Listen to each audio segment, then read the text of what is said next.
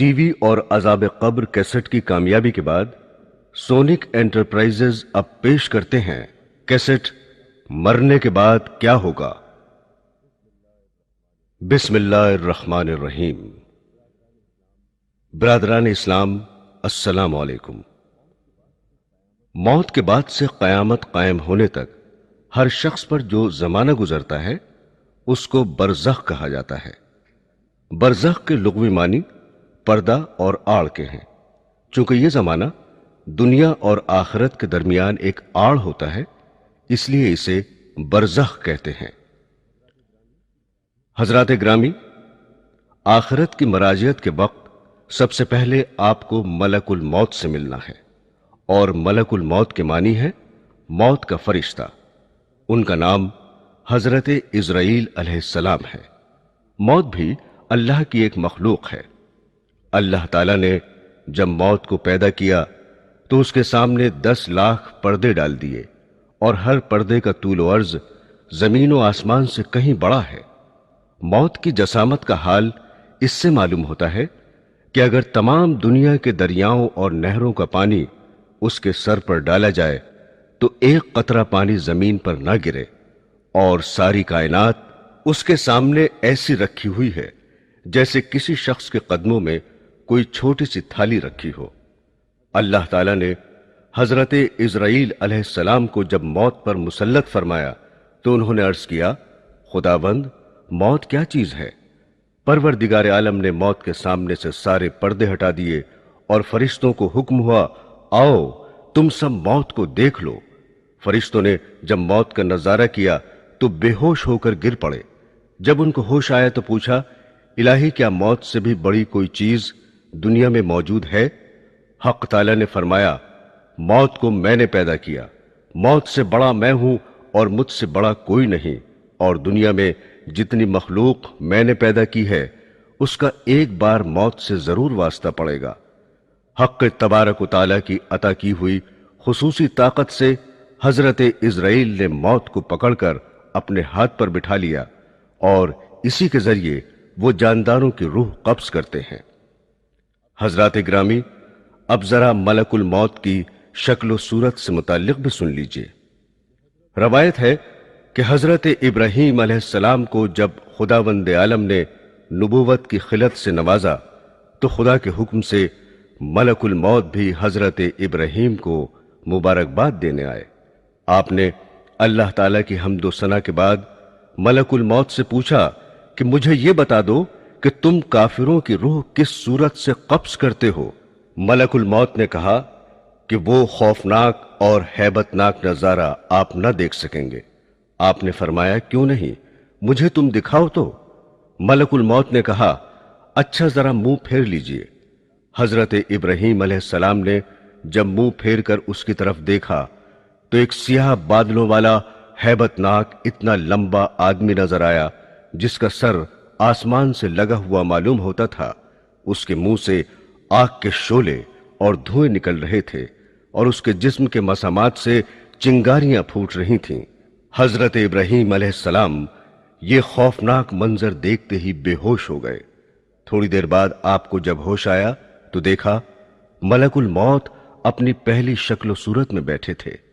آپ نے فرمایا، اگر کافر کو اذیت اور سختی پیش نہ بھی آئے تو تمہاری یہ بھیانک اور ہیبتناک صورت ہی اس کے لیے بڑا عذاب ہے، اور یہی اس کو کافی ہے۔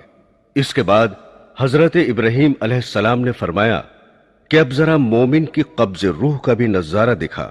ملک الموت کے کہنے پر آپ نے منہ پھیر کر دیکھا تو سامنے نہایت حسین اور خوبصورت اور خوش وضع اور بہترین ملبوس میں خوشبودار نوجوان بیٹھا تھا۔ آپ نے فرمایا، اگر مومن کو کرامت اور بزرگی حاصل نہ بھی ہو تو تمہاری حسین و جمیل دل پذیر جاں فضا صورت ہی کافی ہے کہ یہ دیکھتے ہی روح اس پر فدا ہو جائے۔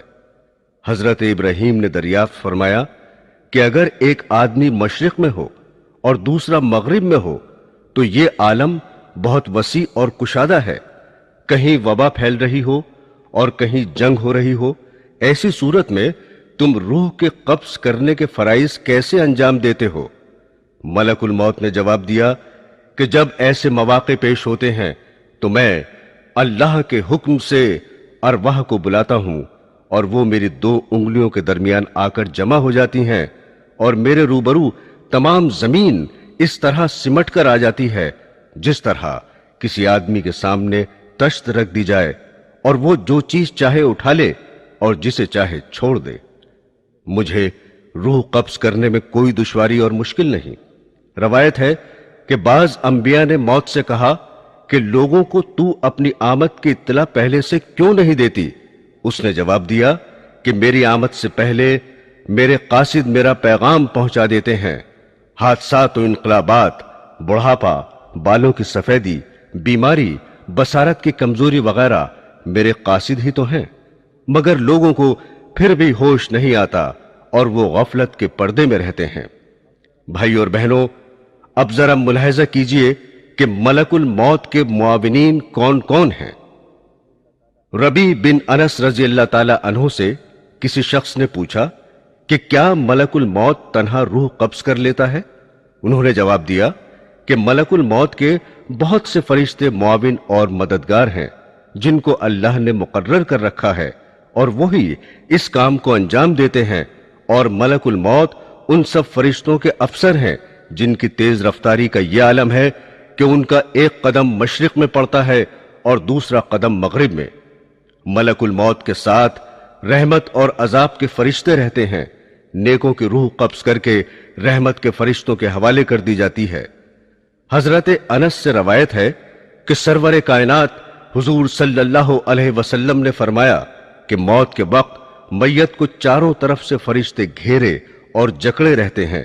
اگر وہ ایسا نہ کرتے تو مرنے والے موت کی سختی اور شدت تکلیف سے جنگلوں میں بھاگے بھاگے پھرتے، اور نیک بندے کی میت پر فرشتے دعا اور استغفار اس وقت تک کرتے رہتے ہیں جب تک اس کے متعلقین تکفین و تدفین سے فارغ نہیں ہو جاتے۔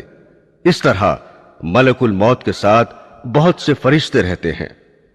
حضرت سلیمان نے ملک الموت سے پوچھا کہ تم لوگوں کے ساتھ انصاف کیوں نہیں کرتے؟ کسی کی روح تو فوری طور پر قبض کر لیتے ہو اور اسے جلد سے جلد تر اس دنیا سے منتقل کر دیتے ہو، اور کسی کو تکلیفوں اور اذیتوں میں اس طرح الجھاتے ہو کہ وہ لاچار اور مجبور پڑا تڑپا کرتا ہے۔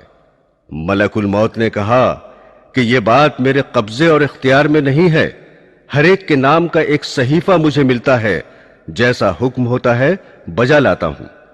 روایت ہے کہ شعبان کے مہینے میں ملک الموت کو ایک کاغذ دیا جاتا ہے، اس میں ان تمام لوگوں کے نام لکھے رہتے ہیں جن کی روح قبض کرنے اس سال ان کے ذمے ہوتا ہے، مگر دنیا کے لوگ اپنی آرائش اور آسائش کے کاموں میں مصروف رہتے ہیں۔ دولت کی فراہمی، مکان کی تعمیر، کھیتی باڑی، شادی بیاہ، غرض کے طرح طرح کی تیاریاں کرتے ہیں، اور وہ بالکل نہیں جانتے کہ اس سال ان سے دنیا چھوٹ جائے گی، حالانکہ ان کا نام ملک الموت کے کاغذ میں تحریر ہوتا ہے، اور ملک الموت روزانہ ہر مکان میں 3 مرتبہ اس لیے جاتے ہیں کہ جس شخص کی مدت پوری ہو چکی ہے اس کی روح قبض کر لی جائے۔ پس جب یہ کسی کی جان لیتے ہیں تو مرنے والے کے متعلقین رونا چلانا شروع کر دیتے ہیں۔ اس وقت ملک الموت دروازے کا بازو پکڑ کر کہتے ہیں کہ بخدا میں نے کوئی زیادتی نہیں کی، نہ میں نے اس کی روزی چھینی ہے اور نہ میں نے وقت سے پہلے اس کی روح قبض کی ہے۔ اس کا وقت پورا ہو چکا ہے، میں نے اللہ کے حکم کی تعمیل کی اور اپنا فرض ادا کیا۔ حضرات گرامی، جیسا کہ آپ کو علم ہوگا کہ موت کا ایک دن معین ہے۔ جی ہاں، انسان کہیں بھی ہو، کسی بھی حالت میں ہو، مقررہ وقت پر موت آ کے رہے گی۔ کسی صورت میں موت سے مفر نہیں، اور نہ کوئی تدبیر کارگر ہوگی، نہ کوئی طاقت روک سکے گی، اور نہ 1 منٹ کم و بیش ہو سکے گا۔ کل نفس ذائقۃ الموت، ہر نفس کو موت کا مزہ چکھنا ہے۔ ایک بادشاہ زربفت فاخرہ اور قیمتی ملبوس میں ایک عمدہ اور عالیشان گھوڑے پر سوار ہو کر ایک لشکر عظیم کے ساتھ بڑے غرور سے نکلا۔ غرور و تکبر کا یہ عالم تھا कि किसी तरफ देखता भी न था। मलकुल मौत एक फकीर की सूरत में फटे पुराने कपड़े पहने हुए नमूदार हुए और आकर सलाम किया। उस मगरूर बादशाह ने जवाब भी न दिया। मलकुल मौत ने उसके घोड़े की बाग पकड़ ली। उसने कहा, हट जा, मेरी राह में मुखिल ना हो। मलकुल मौत ने कहा, ऐ बादशाह, मुझे तो तुझसे कुछ कहना है। उसने कहा, ठहर जा, मुझे घोड़े से उतरने दे, फिर जो बात होगी बयान करना। मलकुल मौत ने कहा, नहीं, मैं तो अभी कहूंगा। बादशाह ने झुककर कहा, अच्छा कहो। फकीर ने चुपके से उसके कान में कह दिया कि मैं मलकुल मौत हूं और इसलिए आया हूं कि इसी वक्त तेरी रूह कब्ज करूं। यह सुनकर बादशाह का रंग मुतगय्यर हो गया और जबान गुंग हो गई। मुश्किल से बोला कि मुझे इतनी मोहलत दो कि घर जाकर अपने फर्जंद से मिल लूं। कहा, हरगिज नहीं। उसी वक्त उसकी रूह निकाल ली और वो घोड़े से गिर गया। दोस्तों, जहां की खाक होती है वहीं मदफन भी होता है। इस सिलसिले में चंद रवायात हैं। एक रवायत के मुताबिक हजरत अब्दुल्ला इब्न उमर रजी अल्लाह ताला अन्हु फरमाते हैं कि मदीना मुनव्वरा में एक हबशी का इंतकाल हुआ तो सरवरे कायनात हुजूर सल्लल्लाहु अलैहि वसल्लम ने फरमाया कि देखो, यह हबशी मदीने की मिट्टी से पैदा हुआ था और मदीने में ही वफात पाई। हजरत अब्दुल्ला इब्न मसूद रजी अल्लाह ताला अन्हु कहते हैं कि औरत के रहम पर एक फरिश्ता इस काम के लिए मुकर्रर होता है कि वो इंसानी नुतफे के बारे में खुदा से पूछता है कि नुतफा तख्लीक के काबिल है या नहीं। अगर खुदा की तरफ से हुक्म मिलता है कि तख्लीक के काबिल है तो वो अल्लाह ताला से उसके रिस्क और उम्र की तफसील दरियाफ्त करता है। इरशाद बारी होता है कि लौहे महफूज में देखो। लौहे महफूज में तमाम तफसीलात देखने के बाद वो फरिश्ता उस जगह की थोड़ी मिट्टी जहां वो मरने के बाद दफन होगा उसके नुतफे मिलाकर खमीर करता है। हुजूर अकरम सल्लल्लाहु अलैहि वसल्लम ने फरमाया कि इंसान की तजहीज में जहां की खाक होती है वहां जाने की कुदरती तौर पर उसको जरूरत पेश होती है। एक रवायत है कि मलकुल मौत एक रोज हजरत सुलेमान अलैहिस्सलाम के पास गए। वहां उन्होंने उनके एक मसाहिब को तेज नजरों से इस तरह घूर कर देखा तो उसने हजरत से दरियाफ्त किया, यह शख्स कौन था जिसने मुझे इस तरह घूर कर देखा? उन्होंने फरमाया कि मलकुल मौत थे। उस मसाहिब ने कहा कि ऐसा मालूम होता है कि ये मेरी रूह कब्ज करेंगे। आप हवा को हुक्म दीजिए कि वो मुझे सरजमीन हिंद में पहुंचा दे ताकि मलकुल मौत यहां आए तो मुझे ना देखें। हजरत सुलेमान ने हुक्म दिया और उस शख्स को हवा ने हिंदुस्तान पहुंचा दिया। फिर मलकुल मौत आए तो आपने पूछा कि तुमने मेरे मसाहिब को क्यों घूर कर देखा था? मलकुल मौत ने कहा कि हजरत, मुझे अल्लाह ताला की तरफ से हुक्म हुआ था कि इसी घड़ी हिंदुस्तान में उस शख्स की रूह कब्ज करूं। वो यहां आपके पास बैठा हुआ था। मैंने उसे देखकर सोचा कि यह हिंदुस्तान इतनी जल्दी कैसे पहुंचेगा, लेकिन जब मैं वहां गया तो उसे भी वहीं पाया और मैंने उसकी रूह कब्ज की। हजरात ग्रामी, बाज औकात ऐसा होता है कि इंसान की वफात कहीं होती है और किसी दूसरे मकाम पर दफन होता है, मगर जहां की मिट्टी होगी वहीं दफन होगा। मसलन इस दौर का एक मशहूर वाकया यही समझने के लिए काफी है कि रईसुल अहरार हजरत मौलाना मोहम्मद अली रहमतुल्लाह अलैह की वफात लंदन में वाक़ हुई और आप बैतुल मुक़द्दस में मदफून हुए। इसी तरह की बहुत सी मिसालें मिलेंगी। और जो लोग दरिया में बहा दिए जाते हैं या जला दिए जाते हैं, परवरदिगार आलम उनके मस्ख और बिखरे हुए जर्रात को जमा करने की कुदरत रखता है और मुमकिन है कि वो जर्रात जमीन के सुपुर्द कर दिए जाते हों। हजरात ग्रामी, जांकनी की तकलीफ और अजियत इंसान अपनी आंखों से देखता है कि मरने वाला कितनी सख्तियों में मुब्तला रहता है, फिर भी लोग गफलत में पड़े रहते हैं। अगर जरा भी समझ से काम लें तो यही उनकी इबरत के लिए काफी है। उलमाए रब्बानी इस बात पर मुत्तफिक हैं कि जांकनी से ज्यादा संगीन कोई दर्द नहीं है। अगर इंसान के जिस्म के टुकड़े कर दिए जाएं, फिर भी सकरात मौत की अजियत और तकलीफ के सामने हेच है।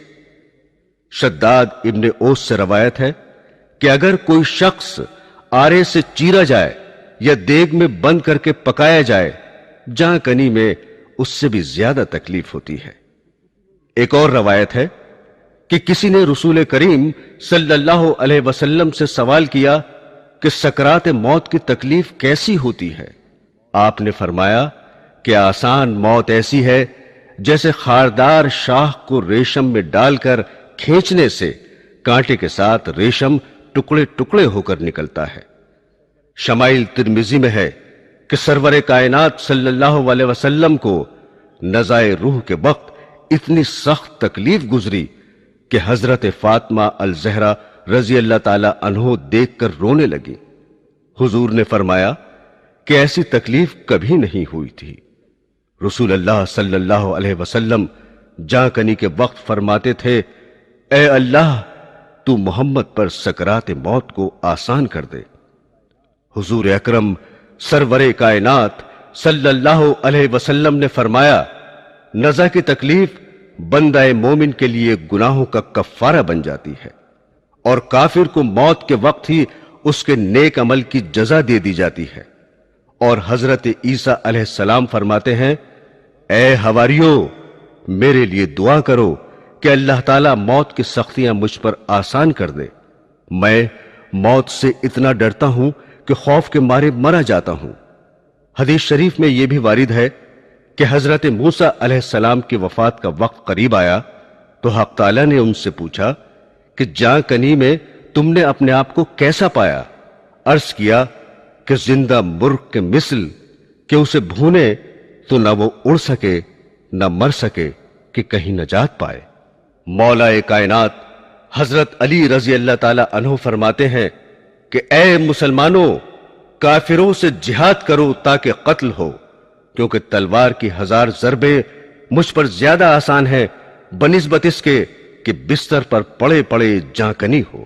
ایک صحابی سے روایت ہے کہ حضور نبی کریم صلی اللہ علیہ وسلم نے فرمایا کہ موت کی تکلیف اس قدر سخت و سنگین ہوتی ہے کہ اگر اس کا ایک قطرہ بھی زمین و آسمان پر ڈال دیا جائے تو سب زمین والے مر جائیں گے۔ حضرات گرامی، حضرت عبداللہ ابن مسعود رضی اللہ تعالی عنہ سے روایت ہے کہ جب حق تعالی کسی مومن کی روح قبض کرانا چاہتا ہے تو ملک الموت کے پاس حکم بھیجتا ہے کہ اس بندے کو میرا سلام پہنچانا۔ جب ملک الموت آتے ہیں تو اس سے کہتے ہیں کہ تیرا رب تجھے سلام کہتا ہے۔ حضرت انس بن مالک رضی اللہ تعالی عنہ فرماتے ہیں کہ اے خدا کے دوست، تم پر سلام ہو، اس گھر سے نکلو جسے تم نے خواہشات نفسانی کو قربان کر کے ویران کر دیا ہے، اور اس گھر میں چلو جسے تم نے اپنی عبادت سے آباد کیا ہے۔ حضرت ابن جریر رضی اللہ تعالی عنہ سے روایت ہے کہ رسول خدا صلی اللہ علیہ وسلم نے حضرت عائشہ صدیقہ رضی اللہ تعالی عنہ سے ارشاد فرمایا کہ جب مومن مرتے وقت فرشتوں کو دیکھتا ہے تو فرشتے اس سے کہتے ہیں کہ ہم تجھے دنیا میں واپس کر دیں اور روح قبض نہ کر دیں۔ وہ کہتا ہے، کیا مجھے غم و آلام اور رنج و تفکرات کی جگہ لے جانا چاہتے ہو؟ اب تو میں نہیں جاتا، مجھے میرے پروردگار کے پاس لے چلو۔ حضرت انس رضی اللہ تعالی عنہ سے روایت ہے کہ رسول اللہ صلی اللہ علیہ وسلم نے فرمایا کہ انسان کے 2 دروازے ہیں، ایک دروازے سے اس کا عمل چڑھتا ہے اور دوسرے دروازے سے اس کا رزق اترتا ہے۔ جب مومن مر جاتا ہے تو دروازے اس کی موت پر روتے ہیں۔ حضرت ابن عمر رضی اللہ تعالی عنہ فرماتے ہیں کہ حضور اقدس صلی اللہ علیہ وسلم نے ارشاد فرمایا کہ جب بھی مومن مر جاتا ہے تو قبرستان اپنے آپ کو سجا لیتا ہے، اور قبرستان کا ہر حصہ یہ تمنا کرتا ہے کہ یہ بندہ میرے اندر دفن ہو۔ ایک دوسری روایت ہے کہ مومن کی موت پر زمین 40 دن تک روتی ہے۔ حضرت عطاء الخراسانی رحمت اللہ علیہ فرماتے ہیں کہ جو بندہ زمین کے کسی حصے میں سجدہ کرتا ہے وہ حصہ قیامت کے روز تک اس کے مرنے کے دن سے روئے گا۔ مروی ہے کہ ایک انصاری کی روح قبض کرنے کے لیے ملک الموت آئے اور ان کے سرہانے بیٹھ گئے تو حضور اکرم صلی اللہ علیہ وسلم نے دیکھ کر فرمایا کہ میرے صحابی کے ساتھ نرمی کرو کیونکہ وہ مومن ہے۔ حضرت ملک الموت نے فرمایا آپ اطمینان فرمائیں اور یقین کریں کہ میں مومن کے ساتھ نرم ہوں۔ حضرت عبداللہ ابن عباس رضی اللہ تعالی عنہ نے فرمایا کہ مومن کی مثال اس کے دم کے وقت ایسی ہے جیسے کوئی قید خانے سے رہا کر دیا جائے اور پھر آزادی کے ساتھ ہر جگہ کی سیر کرتا پھرے، اور یہ حال اس شخص کا ہوتا ہے جو دنیا میں رہتے ہوئے بھی دنیا سے بے رغبت اور کنارہ کش رہ کر خدا کی یاد اور اس سے ملاقات کی تیاری میں لگا رہتا ہے۔ موت اس کے لیے محبوب حقیقی کے وصال کا مژدہ پیغام ہوتی ہے۔ ایک طویل روایت ہے جس کا خلاصہ یہ ہے کہ رسول اللہ صلی اللہ علیہ وسلم نے فرمایا کہ بے شک جب تک بندہ مومن دنیا سے انتقال اور آخرت کا سفر کرنے کو ہوتا ہے تو اس کے پاس فرشتے نزول فرماتے ہیں جن کے چہرے حسین و جمیل اور سورج کی طرح روشن ہوتے ہیں۔ ان کے پاس جنتی کفن اور جنت کی خوشبو ہوتی ہے۔ یہ فرشتے اس قدر ہوتے ہیں کہ جہاں تک اس کی نظر پہنچے فرشتے بیٹھے ہوئے نظر آتے ہیں اور اسے گھیرے رہتے ہیں، اور حضرت ملک الموت تشریف لاتے ہیں اور اس کے سرانے بیٹھ جاتے ہیں اور فرماتے ہیں اے پاکیزہ روح، اللہ کی مغفرت اور خوشنودی کی طرف نکل کر چل۔ چنانچہ اس کی روح اس طرح سہولت اور آسانی سے نکل آتی ہے جیسے مشکیزے میں سے پانی کا قطرہ بہتا ہوا باہر آ جاتا ہے۔ پس اسے حضرت ملک الموت لے لیتے ہیں، اور دوسرے فرشتے جو وہاں دور تک بیٹھے رہتے ہیں پل بھر بھی ان کا ساتھ نہیں چھوڑتے، اور اسے لے کر اس کو جنتی کفن اور خوشبو میں رکھ کر آسمان کی طرف چل دیتے ہیں۔ اس خوشبو کے متعلق حضور صلی اللہ علیہ وسلم کا ارشاد ہے کہ زمین پر جو بھی عمدہ سے عمدہ خوشبو مشک کی پائی گئی ہے ویسی ہی خوشبو ہوتی ہے۔ پھر فرمایا کہ اس روح کو لے کر فرشتے آسمان کی طرف چڑھنے لگتے ہیں، اور فرشتوں کی جس جماعت میں بھی ان کا گزر ہوتا ہے وہ کہتے ہیں واہ کیا اچھی خوشبو ہے۔ یہ فرشتے میت کا نام تعظیم و تکریم سے لے کر اس کا تعارف کراتے ہیں، یہاں تک کہ پہلے آسمان پر پہنچ جاتے ہیں اور آسمان کا دروازہ کھلواتے ہیں۔ چنانچہ دروازہ کھول دیا جاتا ہے اور وہ اس طرح روح کو لے کر اوپر چلے جاتے ہیں حتیٰ کہ 7ویں آسمان تک پہنچ جاتے ہیں۔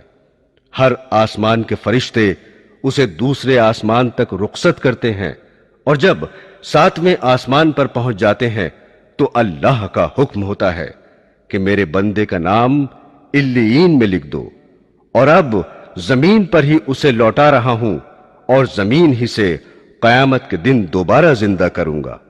اس کے بعد یہ روح زمین پر واپس آ جاتی ہے اور میت کے جسم میں داخل کر دی جاتی ہے۔ اس کے بعد 2 فرشتے قبر میں اس کو بٹھا کر سوال کرتے ہیں تیرا رب کون ہے؟ تیرا دین کیا ہے؟ محمد رسول اللہ صلی اللہ علیہ وسلم کون تھے؟ وہ ان کے صحیح صحیح جوابات دیتا ہے تو فرشتے کہتے ہیں بے شک تو سچ کہتا ہے۔ اس کے بعد اللہ کی طرف سے ندا آتی ہے میرے بندے کے لیے جنت کا فرش بچھا دو، اس کو جنت کا لباس پہنا دو، اور اس کے لیے جنت کا دروازہ کھلتے ہی روح پرور ہوا اور خوشبو آنے لگتی ہے، اور قبر کو حد نظر تک کشادہ کر دیا جاتا ہے، اور اس کے بعد میت کے نیک اعمال ایک حسین اور خوبصورت شخص کی شکل میں آتے ہیں اور میت سے اس کی رفاقت کا وعدہ کرتے ہیں اور خوشی کی بشارت دیتے ہیں۔ برادران اسلام، اسی روایت میں یہ بھی ہے کہ کافر کی موت کے وقت سیاہ چہروں والے فرشتے آسمان سے آ کر اس کے ارد گرد بیٹھ جاتے ہیں اور اس کو تا حد نظر دکھائی دیتے ہیں۔ اس کے بعد ملک الموت میت کے سرہانے بیٹھ کر کہتے ہیں اے خبیث روح، اللہ کی ناراضگی اور غضب کی طرف نکل کے چل۔ یہ سنتے ہی روح خوف و ہراس سے سارے بدن میں دوڑنے لگتی ہے، مگر طرح طرح کی سختی سے اس کی روح زبردستی جسم سے نکال لی جاتی ہے، اور وہ فرشتے اس کی روح کو ٹاٹ میں لپیٹ لیتے ہیں۔ اس وقت اس روح میں مردار سڑے ہوئے جانور کی بدبو پھوٹنے لگتی ہے۔ فرشتے اس کو لے کر آسمان کی طرف پرواز کرتے ہیں اور وہ دروازہ کھلوانا چاہتے ہیں مگر آسمان کا دروازہ نہیں کھلتا۔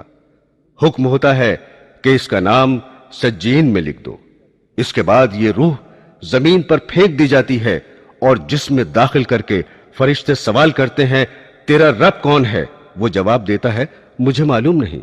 پھر پوچھتے ہیں تیرا دین کیا ہے؟ وہ لا علمی ظاہر کرتا ہے۔ پھر حضور محمد صلی اللہ علیہ وسلم کے متعلق سوال کرتے ہیں، وہ یہی جواب دیتا ہے کہ مجھے معلوم نہیں۔ اس وقت خدا کی طرف سے ندا آتی ہے میرے بندے نے جو کچھ کہا بالکل جھوٹ کہا، اس کے نیچے آگ کا بستر بچھا دو اور دوزخ کا ایک دروازہ کھول دو۔ دروازہ کھلتے ہی دوزخ کی گرمی اور آگ کے شعلے لپکنے شروع ہو جاتے ہیں۔ پھر اس کو قبر اس زور سے دبوچتی ہے کہ ادھر کی پسلیاں ادھر اور ادھر کی پسلیاں ادھر ہو جاتی ہیں۔ پھر اس کے اعمال بد ایک ایسی بد شکل صورت میں آتے ہیں کہ اس کے جسم سے بدبو آتی ہے اور اس کو عذاب اور مصیبت کی خبر سناتے ہیں۔ سامعین گرامی، روح قبض ہونے سے پہلے میت کے سامنے اس کے اچھے اور برے اعمال پیش کیے جاتے ہیں۔ نیک عمل کو دیکھ کر اس کو خوشی اور مسرت ہوتی ہے اور برے اعمال کو دیکھ کر سخت رنج و الم میں مبتلا ہو جاتا ہے۔ اور حدیث شریف میں وارد ہے کہ انسان کی موت کے وقت شیطان سرہانے آ کر بیٹھ جاتا ہے اور مرنے والے سے کہتا ہے اگر تو اس سختی اور اذیت سے نجات چاہتا ہے تو ایک مرتبہ زبان سے کہہ دے کہ معاذ اللہ خدا ایک نہیں دو ہیں۔ وقت مرگ مرنے والے کا کلیجہ جلتا ہے اور اس کو پیاس کی شدت ہوتی ہے۔ شیطان کہتا ہے اگر تجھے پانی پینا ہے تو زبان سے اقرار کر لے کہ اس دنیا کا پیدا کرنے والا کوئی نہیں ہے۔ پس اگر مرنے والا صاحب ایمان اور سعادت مند ہوتا ہے تو شیطان کو دھتکار دیتا ہے۔ اس کے بعد شیطان پیروں کی طرف آ کے کھڑا ہوتا ہے اور پانی سے بھرا ہوا پیالہ نچا نچا کر کہتا ہے کہ میری بات مان لے، میں تجھے پانی پلاؤں گا، بس اتنی سی بات کہہ لے کہ میں رسول اللہ کو نہیں مانتا۔ یہ اتنا سخت امتحان کا وقت ہوتا ہے کہ اگر مرنے والا با ایمان ہے تو شیطان کا کہا نہیں مانتا، اور اگر وہ ارباب شقاوت اور بدبختوں میں سے ہے تو شیطان کے ہاتھ سے پانی کا پیالہ پی کر جہنم کا مستحق بن جاتا ہے۔ روایت ہے کہ جس وقت ابو زکریا زاہد کی موت کا وقت قریب آیا اور جانکنی کا عالم ہوا تو حضرت عائشہ صدیقہ رضی اللہ تعالی عنہ ان کے پاس گئیں اور ان کو کلمہ شہادت کی تلقین فرمائی تو انہوں نے کلمہ سن کر منہ پھیر لیا۔ اسی طرح دوسری بار بھی کلمہ سن کر منہ پھیر لیا اور تیسری بار سن کر صاف انکار کیا کہ میں نہیں کہوں گا۔ ام المومنین حضرت عائشہ صدیقہ رضی اللہ تعالی عنہ کو اتنا صدمہ ہوا کہ آپ بے ہوش ہو گئیں۔ کچھ دیر بعد آپ کو ہوش آیا تو ابو زکریا زاہد کو بھی افاقہ ہوا اور ان کے حواس کچھ بجا ہوئے۔ پوچھا تم لوگوں نے مجھ سے کیا کہا تھا؟ حضرت صدیقہ نے فرمایا کہ میں نے تمہیں 3 مرتبہ کلمہ شہادت کی تلقین کی، 2 دفعہ تو تم نے سن کر منہ پھیر لیا اور تیسری بار انکار کیا۔ حضرت ابو زکریا زاہد نے جواب دیا کہ شیطان میرے پاس پانی کا بھرا ہوا پیالہ لے کر آیا تھا اور میری داہنی طرف کھڑا ہو کر بولا پانی پیو گے؟ میں نے کہا ہاں۔ شیطان نے کہا اچھا یوں کہے کہ عیسیٰ علیہ السلام خدا کے بیٹے تھے، ادھر بھی اس نے یہی بات کہی۔ میں نے پھر اس کی طرف منہ پھیر لیا۔ تیسری بار شیطان نے کہا اچھا لا الہ کہہ لے۔ میں نے اس کو ڈانٹ کر جواب دیا میں نہیں کہوں گا۔ یہ سن کر شیطان نے پانی کا پیالہ زمین پر پھینک دیا اور فرار ہو گیا۔ سامعین حضرات، اب ذرا قبر کے حالات پر غور فرمائیے۔ حضور پر نور رحمت للعالمین صلی اللہ علیہ وسلم کا ارشاد گرامی ہے کہ جب میت کو قبر میں رکھ دیا جاتا ہے تو قبر اس سے کہتی ہے کہ اے بدبخت، خراب حال انسان، تو مغالطے اور دھوکے میں رہا، مجھ پر شان سے اکڑ کر اور تن کر چلتا تھا۔ تجھ کو یہ معلوم نہیں تھا کہ میں امتحان اور آزمائش کا گھر ہوں، میں تنہائی اور ہیبت اور ظلمت کا مقام ہوں جہاں صرف کیڑوں کی بہتات ہے، تو نے میری پرواہ نہ کی۔ پس اگر مرنے والا نیک ہوتا ہے تو اس کی طرف سے کوئی جواب دینے والا کہتا ہے کہ اے قبر، تو دیکھتی نہیں کہ یہ اچھی باتوں کا حکم کرتا تھا اور لوگوں کو بری باتوں سے روکتا تھا؟ پھر قبر یہ سن کر کہتی ہے، اچھا، یہ اگر ایسا تھا تو اس کے لیے میں گلزار بن جاتی ہوں، پس اس کا جسم نور کا بن جائے گا اور روح خدا کے پاس چلی جائے گی۔ اور کبھی مردے سے قبر اس طرح کہتی ہے کہ میں تاریکی اور تنہائی کا گھر ہوں، اگر تو دنیا میں اللہ تعالیٰ کی اطاعت اور فرما برداری میں رہا ہے تو میں آج تیرے لیے رحمت ہوں گی، اور اگر تو نے حق تعالیٰ کی نافرمانی اور سرکشی کی ہوگی تو میں تیرے لیے عذاب جان بنوں گی۔ میں وہ ہوں جو مجھ میں خدا کا مطیع ہو کر آئے گا، وہ یہاں سے خوش و خرم ہو کے نکلے گا۔ جو گنہگار اور نافرمان ہوگا وہ تباہ اور برباد ہو جائے گا۔ اور بعض دفعہ قبر کہتی ہے کہ اے خانہ خراب، کیا تجھے کسی نے مجھ سے ڈرایا نہیں تھا اور تجھے یہ خوف نہیں دلایا تھا کہ تنگ اور تاریک اور بدبودار اور خوفناک کیڑوں کا مرکز ہوں؟ پس تو نے دنیا میں رہ کر میرے لیے کیا سامان مہیا کیا ہے؟ اور جب کوئی شخص قبر میں دفن کیا جاتا ہے اور اس پر عذاب و تکلیف کا نزول ہوتا ہے تو اس کے آس پاس کے مردے جو مدفون ہوتے ہیں اس سے کہتے ہیں کہ اے شیخ، تو کس قدر غافل رہا کہ ہمارے بعد بھی تجھے دنیا میں رہنے کا موقع ملا، اور تو ہم سے بعد میں آیا ہے، پھر بھی تو نے اپنے سے پہلے آنے والوں کی مراجعت سے عبرت نہ حاصل کی، اور تو نے نہ سمجھا کہ مرنے والے تو مر چکے اور ان کے اعمال بھی پورے ہو گئے، خواہ اچھے اعمال تھے یا برے، مگر تیرے لیے تو بہترین مواقع تھے۔ تو دارالاعمال یعنی دنیا میں تھا اور برے افعال کا تدارک نیک کاموں سے کر لیتا۔ تجھے تو کافی مہلت ملی ہوئی تھی، تو ان لوگوں پر غور کرتا جو کہ تجھ سے پہلے لوگوں کے کاندھوں پر لاد کر مٹی میں ملا دیے گئے۔ تجھے کس نے دھوکہ دیا اور تو کس مغالطے اور فریب میں پڑا رہا؟ حدیث شریف میں وارد ہے کہ حضور سرور کائنات صلی اللہ علیہ وسلم نے فرمایا کہ قبر جہنم کی خندقوں میں سے ایک خندق ہے یا جنت کے باغوں میں سے ایک باغ ہے، اور جب کوئی شخص مر جاتا ہے تو اس کو اس کا ٹھکانہ صبح و شام دکھایا جاتا ہے۔ جنتی کو جنت دکھائی جاتی ہے اور دوزخی کو دوزخ کا نظارہ کرایا جاتا ہے۔ سامعین کرام، رسول اکرم صلی اللہ علیہ وسلم نے حضرت عمر رضی اللہ تعالی عنہ سے پوچھا کہ اے عمر، تم اپنے کو مرنے پر کیسا دیکھتے ہو کہ لوگ تمہارے لیے 4 گز لمبی اور 1.25 گز چوڑی قبر کھودیں، پھر تمہیں غسل دے کر کفنائیں اور تمہیں لے جا کر قبر میں رکھ کر چلے آئیں، اور پھر منکر نکیر بجلی کی طرح آنکھیں چمکاتے اور بادل کی طرح گرجتے، بال زمین پر لٹکاتے اور اپنے لمبے لمبے دانتوں سے قبر کی مٹی ہٹاتے ہوئے آئیں اور وہ آ کر تمہیں جھنجھوڑ دے؟ حضرت عمر نے عرض کیا کہ یا رسول اللہ صلی اللہ علیہ وسلم، کیا اس وقت میری عقل میرے ساتھ ہوگی؟ آپ نے فرمایا، ہاں، عقل تمہارے ساتھ ہوگی۔ عرض کیا تو مجھے کوئی خوف نہیں، میں جواب دے لوں گا۔ روایت ہے کہ قبر میں سوال و جواب صرف امت محمدی کی خصوصیت ہے۔ انبیاء سابقین کی امت پر خدا تعالیٰ کی نافرمانی سے عذاب نازل ہو جاتا تھا، لیکن رحمت للعالمین صلی اللہ علیہ وسلم کی آمد کے بعد وہ عذاب موقوف کر دیا گیا اور اس کی جگہ بذریعہ منکر نکیر سوال و جواب کا سلسلہ جاری کیا گیا، اور جو شخص مرنے کے بعد دفن نہیں کیا جاتا اس سے بھی سوال و جواب کیا جاتا ہے۔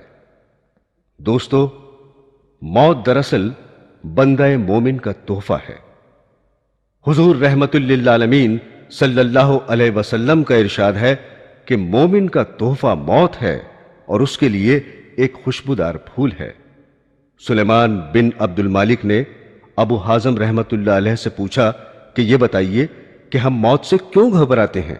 انہوں نے فرمایا، اس لیے گھبراتے ہو کہ تم نے آخرت کو برباد کر دیا اور دنیا کو آباد کیا، لہذا آبادی سے ویرانے میں جانا پسند نہیں کرتے۔ سلیمان نے کہا، آپ سچ فرماتے ہیں۔ جس شخص کو قبر کی زندگی پر یقین ہو اور اپنے نیک اعمال کے بدلے وہاں اچھے حال میں رہنے کی امید ہو اور یہ سمجھتا ہو کہ اس عالم سے دوست احباب کو چھوڑ کر چلا جاؤں گا، تو برزخ میں رشتہ دار اور جان پہچان والے مل جائیں گے، تو پھر موت سے کیوں گھبرائے اور اس زندگی کو برزخ کی زندگی پر کیوں ترجیح دے؟ حدیث میں ہے کہ دو چیزوں کو انسان مکروہ جانتا ہے، ایک تو موت ہے، حالانکہ موت اس کے واسطے فتنے سے بہتر ہے، دوسرے مفلسی کو، حالانکہ مفلسی حساب دینے کے لیے آسان ہے۔ علماء نے فرمایا ہے کہ جو شخص موت کو یاد کرے گا اس کو اللہ تعالیٰ 3 کرامت دے گا۔ پہلی جلد توبہ، دوسری دل کی قناعت، اور تیسری عبادت میں دل جمائی اور اطمینان۔ اور جو موت کو بھول جائے گا اس پر 3 بلائیں نازل ہوں گی۔ پہلی توبہ کی اس کو توفیق نہ ہوگی، دوسری تھوڑی چیز اس کو قناعت نہ کرے گی، اور تیسری عبادت میں سستی کرے گا۔ کسی شخص نے حضور سرور کائنات صلی اللہ علیہ وسلم سے سوال کیا کہ کون مومن سب سے زیادہ عقل مند ہے؟ فرمایا جو موت کو سب سے زیادہ یاد کرے اور نیک عمل سے موت کے بعد کا سامان درست کرے۔ حضرت علی کرم اللہ وجہہ نے فرمایا کہ سب لوگ سو رہے ہیں، جب مریں گے تب آنکھ کھلے گی۔ اے مسلمانوں، موت اور عالم برزخ کی حقیقت تم پر واضح ہو چکی۔ اب تم خود بخود سوچو کہ جو زندگی تم نے گزار چکی ہے اس میں آخرت کے لیے کیا کیا سامان مہیا کر رکھا ہے۔ تم نے دنیا کو آباد کیا اور آخرت کو برباد کیا۔ یہاں کسی کے بارے میں یہ فیصلہ کرنا غیر ممکن ہے کہ وہ گناہگار ہے یا نیک ہو سکتا ہے کہ ہماری نظر میں صرف اس کی برائیاں اور بدآفالیاں ہوں، لیکن نیکیاں بھی موجود ہوں جو اس کی برائیوں کو دھونے والی ہوں اور ہم سے پوشیدہ ہوں۔ اس لیے ہر شخص کو اپنے عیوب، گناہوں اور خطاؤں پر نظر رکھنی چاہیے، اپنی اصلاح کی فکر و کوشش کرنی چاہیے۔ اس لیے تم ایک دوسرے کی عیب جوئی اور برائی بیان کرنے سے پرہیز کرو، اپنی زندگی کو سنوارنے کی جد و جہد کرو تاکہ آخرت کے لیے بہترین سامان درست کر سکو اور اللہ تعالیٰ کی خوشنودی حاصل کرو۔ شراب نوشی، زنا، چوری، جوا، جھوٹ، غیبت، چغل خوری، عیب، ریا، ظلم، ماں باپ کی نافرمانی اور اس قسم کے بہت سے گناہوں کے بارے میں تم پڑھ چکے ہو۔ قبر میں کس قدر سخت عذاب انہی گناہوں کے بدلے میں ملتا ہے۔ تمام گناہوں سے اجتناب کرو اور نماز، روزہ، حج، زکوٰۃ، خیرات، صدقہ، صلہ رحمی، اتفاق و محبت، ایسے تمام نیک کاموں پر خلوص دل سے عمل کرو۔ یہی تمہارے اعمال صالح آخرت میں کام آئیں گے اور تم کو عذاب سے محفوظ رکھیں گے۔ حضرات گرامی، میت کے اعمال کے بارے میں سرور کائنات رسول اللہ صلی اللہ علیہ وسلم نے فرمایا کہ جب مردے کو قبر میں رکھ دیتے ہیں تو وہ لوگ جو اس کے جنازے میں آئے تھے دفن کرنے کے بعد واپس ہوتے ہیں تو وہ ان کے پاؤں کی آہٹ سنتا ہے، اس کے اعمال اسے گھیر لیتے ہیں۔ اللہ تعالیٰ اس کے اعمال کو شکل و صورت اور زبان عطا کرتا ہے۔ پس یہ مردے سے کہتے ہیں کہ اے تنہائی کے اس گڈھے میں پڑے انسان، آج تو ہمارے پاس ہے اور اب یہاں تیرا کوئی نہیں ہے، تیرے عزیز اور رشتہ دار سب تجھ سے بچھڑ گئے۔ بندہ جب نیک ہوتا ہے تو اس کے نیک اعمال، روزہ، حج، زکوٰۃ، جہاد وغیرہ اسے گھیر لیتے ہیں۔ پھر عذاب کے فرشتے اس کی پاؤں کی طرف آتے ہیں تو نماز کہتی ہے اس سے الگ رہو۔ یہ شخص اللہ کی عبادت کے لیے ان پاؤں پر کھڑا رہتا تھا۔ پھر فرشتے اس کے منہ کی طرف آتے ہیں تو روزہ کہتا ہے کہ ادھر تمہارے لیے راستہ مسدود ہے کہ یہ شخص اللہ کے لیے دنیا میں بھوکا پیاسا رہتا تھا۔ پھر فرشتے بدن کی طرف آتے ہیں تو حج اور جہاد کہتے ہیں یہاں سے دور رہو، کیونکہ اس شخص نے بدن سے حج کے لیے بڑی محنت و مشقت اٹھائی اور خدا کی راہ میں جہاد کیا، یہاں تمہارے لیے راستہ نہیں۔ پھر یہ ہاتھوں کی طرف آتے ہیں تو صدقہ اور زکوٰۃ کہتا ہے کہ اس کو رہنے دو، اس نے اپنے ہاتھوں سے بہت سا صدقہ دیا اور بارگاہ الہی میں مقبول بھی ہوا، تم کو یہاں راہ نہ ملے گی۔ تب وہ مردے سے کہتے ہیں مبارکباد، تو پاک ہی زندہ رہا اور پاک ہی مرا، پھر یہ عذاب کے فرشتے چلے جاتے ہیں اور رحمت کے فرشتے اس قبر کو حد نگاہ تک کشادہ کر دیتے ہیں اور بہشتی قندیل روشن کر دی جاتی ہے اور وہ قیامت تک اسی آسائش میں رہتا ہے۔ دوستو، قبر کے دبوچنے کا بیان بھی سن لیجئے۔ قبر میں کبھی کسی گناہ کے باعث یا کسی نعمت کا شکریہ نہ کرنے کی وجہ سے کچھ دیر کے لیے نیک بندوں کے لیے تنگی ہو جاتی ہے، مگر یہ محض ذرا سی دیر کے لیے ہوتا ہے۔ اس کے بعد فوراً قبر کشادہ ہو جاتی ہے، اور نیک بندوں پر اس لیے بھی ہوتی ہے کہ بشریت کے تقاضے کے تحت اگر کوئی معمولی سا گناہ بھی ہو گیا ہو تو اس معمولی سی تنگی کی وجہ سے دور کر دیا جاتا ہے اور وہ گناہ قبر ہی میں معاف ہو جاتا ہے۔ قبر کے دبوچنے کے بچاؤ کے لیے رسول اکرم صلی اللہ علیہ وسلم نے فرمایا کہ جو شخص مرض الموت میں سورہ اخلاص کا ورد رکھے گا وہ عذاب قبر سے محفوظ رہے گا، اور قیامت کے دن فرشتے اسے ہاتھوں ہاتھ لے کر پل صراط سے پار کر کے جنت میں لے جائیں گے۔ ایک روایت ہے کہ رحمت دو عالم سید المرسلین صلی اللہ علیہ وسلم حضرت سعد بن معاذ کے جنازے پر تشریف لے گئے۔ جب انہیں نماز جنازہ کے بعد سپرد خاک کیا گیا تو حضور نے بہت دیر تک تسبیح، حمد و ثنا پڑھی۔ آپ سے کسی نے اس کا سبب دریافت کیا تو فرمایا کہ اس نیک بندے پر قبر کی تنگی ہو رہی تھی لیکن اللہ نے دور کر دی۔ حضرت عبداللہ ابن عمر رضی اللہ تعالی عنہ سے روایت ہے کہ رسول کریم صلی اللہ علیہ وسلم نے سعد کی نسبت فرمایا تھا کہ ان کی موت سے عرش بھی حرکت میں آ گیا اور ان کے لیے آسمانوں کے دروازے کھول دیے گئے اور 70,000 ملائکہ نے ان کے جنازے میں شرکت فرمائی۔ اس کے باوجود ان کو تھوڑی سی قبر کی تنگی پیش آئی۔ بس اس مقبول بارگاہ بندے کو بھی تھوڑی سی تنگی ہوئی تو دوسروں کا کیا تذکرہ۔ برادران اسلام، حدیث میں وارد ہے کہ جب میت کو قبر میں داخل کر دیا جاتا ہے تو اس کو ایسا معلوم ہوتا ہے جیسے سورج چھپ رہا ہو، یعنی قریب وقت شام۔ پس اس کے جسم میں روح ڈال دی جاتی ہے تو وہ آنکھ ملتا ہوا اٹھ کر بیٹھ جاتا ہے اور فرشتوں سے کہتا ہے مجھے چھوڑ دو، میں نماز پڑھوں گا۔ اور یہ اس لیے کہ وہ اپنے آپ کو دنیا میں سمجھتا ہے۔ وہ اسی خیال سے کہتا ہے کہ سوال و جواب رہنے دو، نماز کا وقت ہو رہا ہے، مجھے نماز پڑھنے دو۔ لیکن یہ بات وہی شخص کہے گا جو دنیا میں نماز کا پابند ہوگا، اس کو ہر وقت نماز کا دھیان رہتا ہوگا۔ مومن جب قبر میں رہتا ہے اسے قیامت تک روزانہ صبح و شام جنت کا وہ مقام جو اس کے لیے مقرر ہوتا ہے دکھایا جاتا ہے اور بتایا جاتا ہے کہ تیرا ٹھکانہ یہ ہے۔ حضرت ابو ہریرہ رضی اللہ تعالی عنہ سے روایت ہے کہ مومن قبر میں سبز باغ میں رہتا ہے اور اس کی قبر 70 گز چوڑی ہوتی ہے اور اس میں ایسی روشنی ہوتی ہے جیسی کہ 14ویں کی رات کی چاندنی رات کو ہوتی ہے۔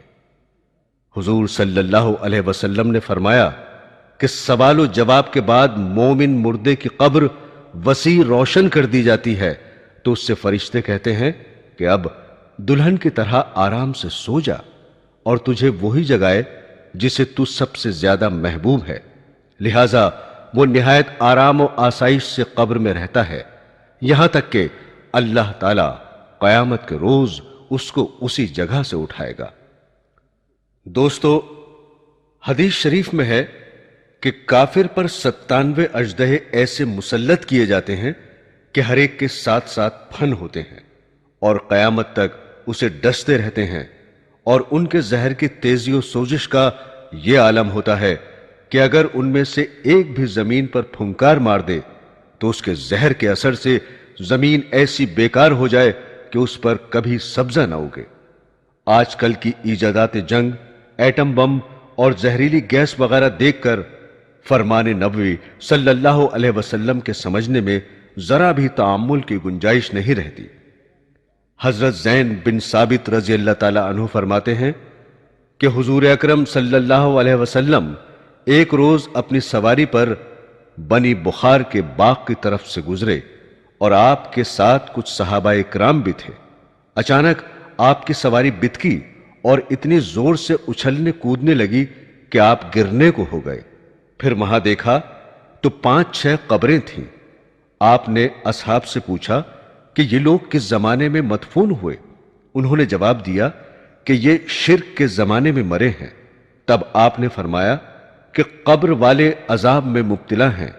اگر مجھے یہ ڈر نہ ہوتا کہ تم عذاب قبر کی کیفیت سن کر اپنے مردوں کو دفنانا چھوڑ دو گے تو میں خدائے کریم سے دعا کر کے وہ عذاب تم کو سنوا دیتا جو میں سنتا ہوں۔ پھر آپ نے لوگوں کی طرف منہ پھیر کر فرمایا کہ قبر میں اللہ کے عذاب سے پناہ مانگو۔ سب نے کہا الہی قبر میں ہم تیرے عذاب سے پناہ مانگتے ہیں۔ دوستو، اب ذرا جھوٹے، زانی، سود خور اور عالم بے عمل کی سزا کے بارے میں سن لیجئے۔ بخاری شریف کی ایک طویل روایت ہے کہ حضور اقدس صلی اللہ علیہ وسلم نے ایک خواب دیکھا جس میں عالم برزخ میں دیے جانے والے خاص خاص عذابوں کا بیان مذکور ہے۔ آپ نے فرمایا کہ آج کی شب میں نے خواب دیکھا کہ میرے پاس 2 شخص آئے اور میرا ہاتھ پکڑ کر پاک مقدس سرزمین کی طرف لے چلے۔ اچانک میں دیکھتا ہوں کہ ایک آدمی بیٹھا ہوا ہے اور دوسرا اس کے قریب کھڑا ہے اور اس کے ہاتھ میں لوہے کا زنبور ہے اور وہ اس بیٹھے ہوئے آدمی کے کلے چیر رہا ہے اور چیرتے چیرتے گدی تک پہنچ جاتا ہے۔ پھر یہ کلے بدستور ٹھیک ہو جاتے ہیں اور پھر وہ انہیں چیرنا شروع کر دیتا ہے۔ میں نے پوچھا یہ کیا ہو رہا ہے؟ وہ دونوں آدمی جو مجھے لے کر چلتے تھے بولے کہ آگے چلو۔ ہم آگے چلے تو ایک ایسے شخص پر گزر ہوا کہ وہ لیٹا ہوا ہے اور اس کے سر پر ایک شخص بھاری پتھر لیے کھڑا ہے اور پتھر اس لیٹے ہوئے شخص کے سر پر اس زور سے مارتا ہے کہ وہ پھٹ جاتا ہے اور پتھر لڑک کر دوسری طرف گر جاتا ہے، اور جب وہ پتھر اٹھانے کے لیے جاتا ہے تو اتنے میں اس کا سر جیسا تھا ویسا ہی درست اور اچھا خاصا ہو جاتا ہے اور پھر وہ اسی طرح مارتا ہے۔ میں نے پوچھا کہ یہ کیا ہے؟ وہ دونوں بولے آگے چلو۔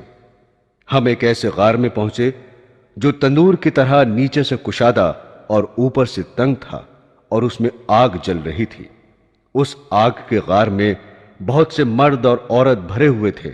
جب وہ آگ بھڑک کر اوپر کو اٹھتی تو اس کے بیچ میں ایک شخص کھڑا ہو جاتا اور نہر کے کنارے پر باہر نکلنے کے لیے آتا تو وہ کنارے والا اس کے منہ پر زور سے پتھر مارتا کہ وہ اپنی جگہ نہر میں واپس ہو جاتا تھا، اور جب وہ بھی کنارے پر آنا چاہتا تو دوسرا پتھر مار کر اسے واپس لوٹا دیتا۔ میں نے پوچھا یہ کیا ہے؟ وہ بولا آگے چلو۔ ہم آگے چلے تو ایک ہرے بھرے باغ میں پہنچے۔ اس میں ایک بڑا درخت ہے، اس کے نیچے ایک بوڑھا آدمی اور کچھ بچے ہیں، اور درخت کے قریب ہی ایک اور شخص بیٹھا ہے اور اس آگ کو دھونک رہا ہے۔ پھر مجھے وہ دونوں درخت کے اوپر لے گئے۔ اس درخت کے بیچ ایک نہایت عمدہ مکان تھا، وہ اس میں لے گئے۔ یہ مکان بہت نفیس و خوبصورت تھا، ایسا گھر میں نے پہلے کبھی نہیں دیکھا تھا۔ اس میں بوڑھے، جوان، مرد، عورتیں اور بچے تھے، اور مجھے اس سے بھی اوپر لے گئے۔ اس میں بوڑھے اور جوان تھے۔ میں نے اپنے دونوں ساتھیوں سے کہا کہ تم نے مجھے ساری رات پھرایا، اب یہ بتاؤ کہ آخر یہ سب ماجرا ہے کیا؟ انہوں نے کہا کہ جس آدمی کے کلے چیرے جا رہے تھے وہ جھوٹ بولتا تھا اور اس کی جھوٹی باتیں تمام جہان میں مشہور ہو جاتی تھیں۔ یہ اس کی سزا ہے۔ اب اس کے ساتھ قیامت تک یہی ہوتا رہے گا۔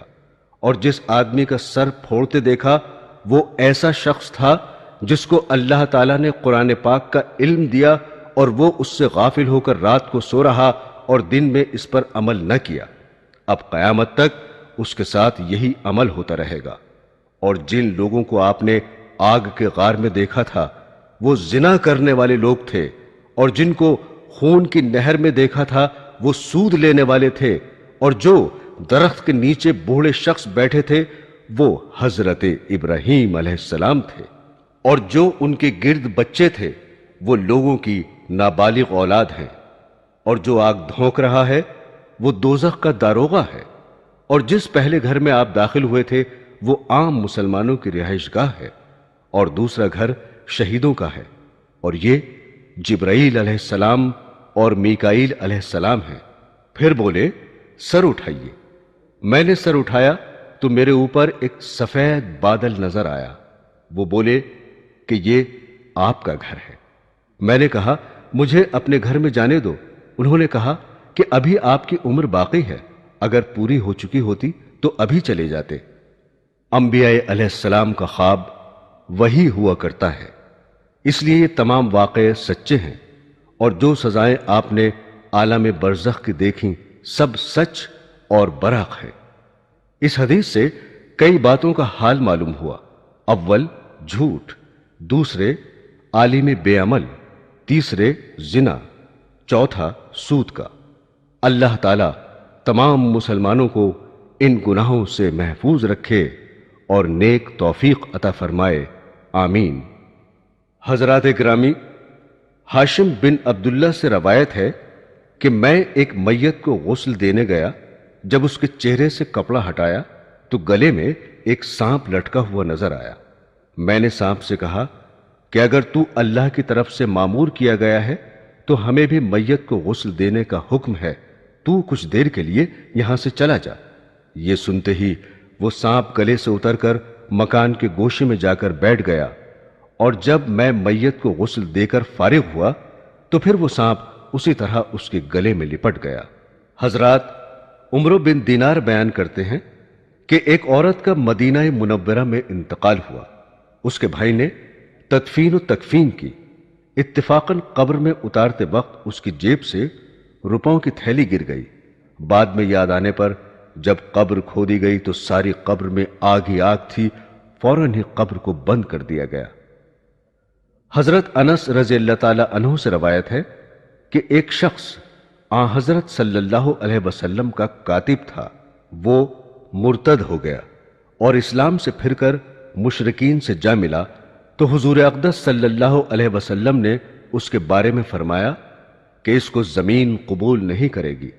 جب وہ مر گیا تو حضرت ابو طلحہ رضی اللہ تعالی عنہ اس کی قبر پر تشریف لے گئے تو اس مرتد کی لاش کو قبر سے باہر پڑا ہوا پایا۔ یہ دیکھ کر انہوں نے وہاں کے لوگوں سے پوچھا کہ یہ کیا ماجرا ہے؟ ان لوگوں نے بتایا کہ اس کو ہم نے کئی بار دفن کیا مگر ہر بار زمین نے اس کو باہر پھینک دیا، ہم نے مجبور ہو کر باہر چھوڑ دیا۔ سنا گیا ہے کہ مدینہ منورہ میں ایک عالم کی قبر ضرورت کے تحت کھودی گئی تو اس میں ایک لڑکی کی لاش برآمد ہوئی۔ دیکھنے والوں میں سے بعض اشخاص اس لڑکی کو پہچانتے تھے اور ان کو معلوم تھا کہ یہ فلاں شہر کے فلاں عیسائی کی لڑکی ہے۔ چنانچہ انہوں نے وہاں پہنچ کر اس کے والدین سے حالات دریافت کیے اور قبر بھی معلوم کی تو اس لڑکی کے ماں باپ نے اس کی قبر بتائی اور یہ بھی بتایا کہ وہ دل سے مسلمان تھی اور وہ مدینہ منورہ میں مرنے کی تمنا رکھتی تھی۔ پھر اس کی قبر کھدوائی گئی تو اس میں عالم کی لاش نکلی۔ پھر لوگوں نے اس عالم کی بیوی سے اس کا عمل پوچھا تو اس نے بتایا کہ وہ بہت نیک تھا۔ یہ بات ضرور تھی کہ وہ یہ کہا کرتے تھے کہ عیسائی مذہب میں یہ بات بڑی آسان ہے کہ ان کے یہاں غسل ضروری نہیں ہے، اور اسی وجہ سے وہ لڑکی کی قبر میں پہنچا دیے گئے۔ ابن عامر سے روایت ہے کہ میں ایک روز مقام بدر کے قریب سے گزر رہا تھا، دیکھتا کیا ہوں کہ ایک شخص قبر سے نکلا، اس کی گردن میں نہایت ہی بوجھل زنجیریں پڑی ہوئی تھیں۔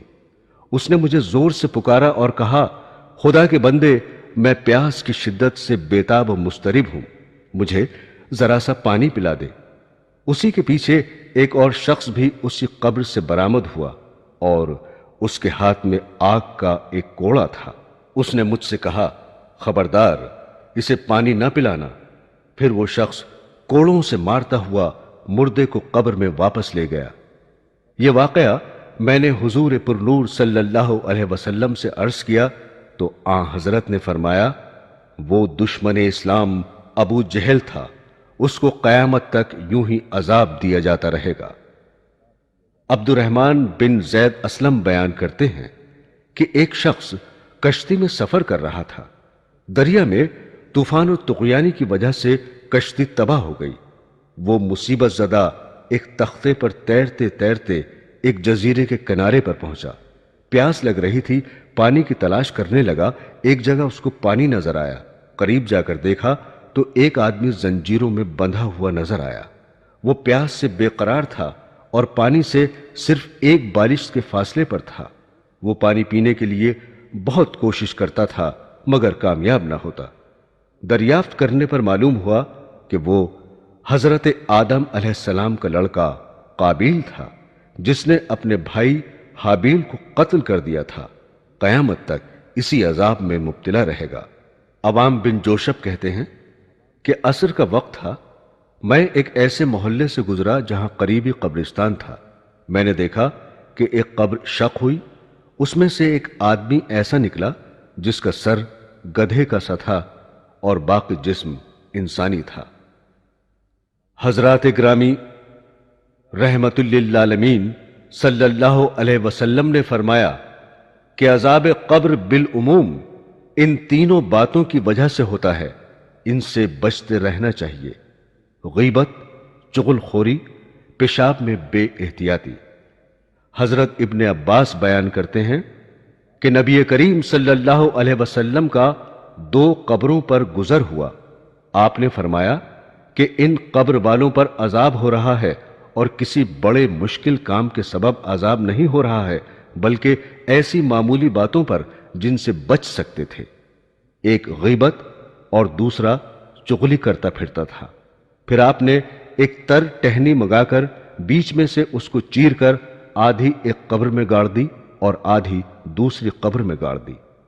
صحابہ نے عرض کیا: یا رسول اللہ، آپ نے ایسا کیوں کیا؟ ارشاد فرمایا کہ شاید ان دونوں کا عذاب ان کے سوکھنے تک ہلکا کر دیا جائے۔ اس کی تشریح میں بعض علماء نے فرمایا کہ ٹہنی کے تسبیح خداوندی میں مشغول رہنے کی وجہ سے عذاب ہلکا ہونے کی امید پر آپ نے ایسا کیا۔ حدیث شریف میں ہے کہ جو کوئی اپنے والدین کو تکلیف و اذیت پہنچاتا ہے وہ اللہ تعالی اور اس کے رسول کا گنہگار ہے، اور جس وقت وہ آق مرے گا اور مدفون ہوگا تو اس کو قبر اتنا تنگ کرے گی کہ اس کی دونوں پسلیاں آپس میں مل جائیں گی۔ حضرت انس بن مالک رضی اللہ تعالی عنہ بیان فرماتے ہیں کہ سرور کائنات سید المرسلین صلی اللہ علیہ وسلم کے عہد مبارک میں ایک شخص علقمہ نامی عبادت و سخاوت میں بہت مشہور تھا۔ جب وہ مرض الموت میں مبتلا ہوا تو اس کی بیوی نے بارگاہ نبوت میں حاضر ہو کر عرض کیا کہ یا رسول اللہ، میرا شوہر سکرات میں مبتلا ہے، تشریف لے چلیے۔ حضور چند صحابہ کے ہمراہ علقمہ کے گھر تشریف فرما ہوئے۔ علقمہ سے حال دریافت کیا، وہ کچھ بول نہ سکا۔ سرور کائنات نے فرمایا کہ علقمہ کے ماں باپ زندہ ہیں یا فوت ہو چکے ہیں؟ عرض کیا گیا کہ باپ انتقال کر چکے ہیں اور ضعیفہ ماں باحیات ہے۔ حضرت نے اس کو بلوا کر پوچھا کہ تمہارا لڑکا دنیا میں کیا کرتا تھا؟ اس نے عرض کیا: یا رسول اللہ، وہ نماز پڑھتا تھا، خیر خیرات کرتا تھا، لیکن وہ اپنی بیوی کو مجھ پر فضیلت دیتا تھا، اس وجہ سے میں اس سے ناخوش ہوں۔ حضور صلی اللہ علیہ وسلم نے صحابہ سے فرمایا کہ لکڑیاں جمع کر کے علقمہ کی لاش جلا دو۔ اس کی بڑھیا ماں نے کہا کہ سرور کائنات، آپ میرے لخت جگر کو آگ میں جلانا چاہتے ہیں؟ حضور نے فرمایا: اللہ تعالیٰ کا عذاب اس سے 1,00,000 گنا سخت ہے۔ تو جب تک اپنے بیٹے سے راضی اور خوش نہ ہوگی، روزہ نماز خیرات کچھ اس کے کام نہ آئے گا۔ یہ سن کر بڑھیا نے کہا: یا رسول اللہ، میں اپنے بیٹے سے خوش ہو گئی۔ اس کے بعد حضور اکرم نے اس کو کلمہ شہادت کی تلقین فرمائی اور علقمہ کلمہ شہادت پڑھ کر اس دنیا سے رخصت ہو گیا۔ برادران اسلام، یاد رکھیے، جو شخص موت کو یاد کرے گا وہ ہمیشہ آخرت کے لیے سامان مہیا کرنے میں مشغول ہوگا۔ پس انسان کو چاہیے کہ وہ موت سے غفلت نہ کرے اور ہمیشہ عقبہ کی فکر میں لگا رہے۔ ہر گھڑی محشر کی ہے، تو عرصے محشر میں ہے، پیش کر غافل اگر کوئی عمل دفتر میں ہے۔